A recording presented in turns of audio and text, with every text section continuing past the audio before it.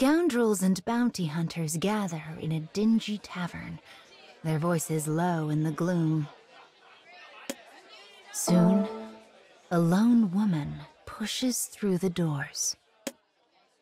The men turn to leer, not bothering to hide their lust. But to a man, they turn away as quickly as they first looked, the color draining from their faces. For the woman's left arm and leg are prosthetics, gleaming artificial limbs meant to deliver one thing: death. She strides to the wanted posters plastered on the bulletin board. One in particular catches her eye. It reads, "Wanted for serial murder of young girls." It seems this one has a preferred victim. The image of the woman's late sister rises in her mind. Flames of anger flare in her heart. She peels the wanted poster off the board and takes her leave of the establishment. Her mission in life is to find such men and snuff them out.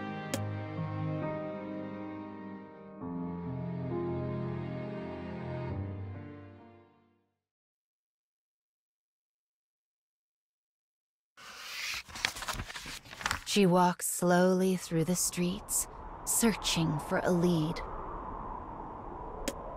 The shabby town is an all too familiar sight. She has done this for times beyond counting. She has collected endless bounties. But it was never for the money. In the end, hate is what drives her. Hate for all that is evil in the world. But no matter how many evildoers she kills, the lives they steal never come back. And evil never seems to diminish. A tiny seed of doubt begins to take root in her heart. But she balls her fist, crushing the poster in her grip.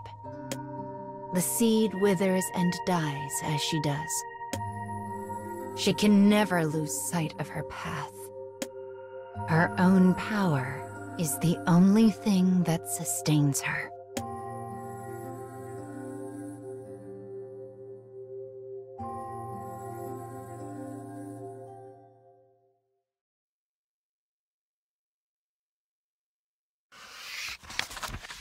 She finds the killer in a run-down manor at the edge of town.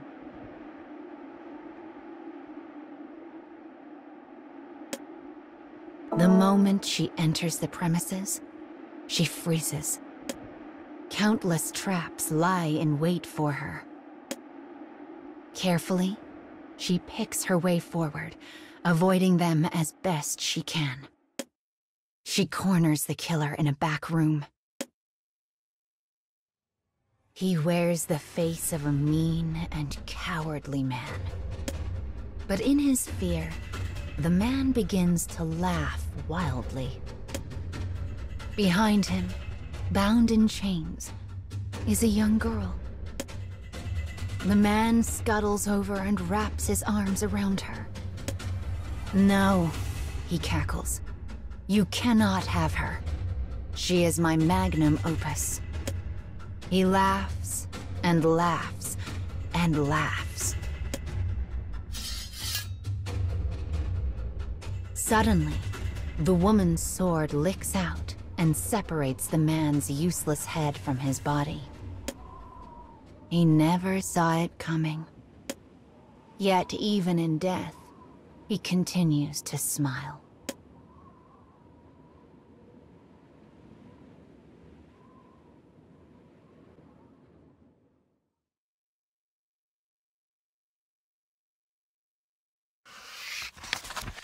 With the killer dispatched, the woman moves to the girl and releases her bonds. But the moment the last chain slips to the floor, The girl screams and attacks her. She holds a hidden knife in her hand. "Like he taught me," she cries. "I'll do it just like he taught me." The woman has no choice but to act.